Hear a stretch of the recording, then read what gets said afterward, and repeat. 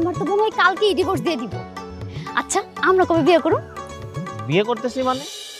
কে কারে বিয়ে করতেছে? কি কইতাছো? তুমি আর আমি। তোমার জন্যই তো আমার স্বামীরে ডিভোর্স দিতেছি। এই কে কইছে তোমারে যে তোমার জামাইরে ডিভোর্স দিতে?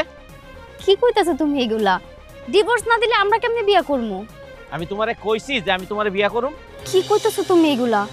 তাহলে এই যে এতদিনের তোমার আমার প্রেম, শোনো, তোমার জামাই আইছিল আমার কাছে, আমি তার কাছে সব স্বীকার করছি, আমি তার কাছে মাপ চাইছি, আমি তারে বলছি ঠিক আছে ভাই আপনার বউয়ের লগে আমার আর কোনো সম্পর্ক থাকবো না, আপনি আমারে মাফ কইরা দেন। আমি কথা দিছি তারে যে কোনোদিন তোমার লগে আর যোগাযোগ রাখবো না, আমি সরিও কইছি তারে।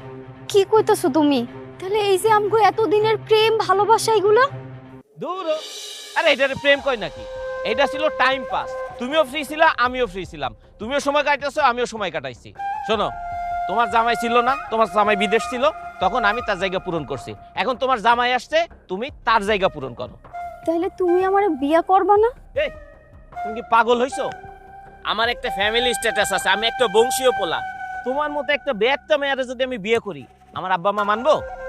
মানবো না। তাহলে তুমি এতদিন আমার লগে প্রেম করছো কেন?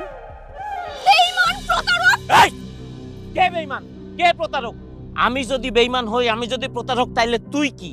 তুই তো সহজ সরল স্বামীটার লগে প্রতারণা করিস নাই, তুই তার সরলতার সুযোগ নিয়ে তারে সর্বশান্ত করিস নাই, সে কি তোরে কম ভালোবাসছিল?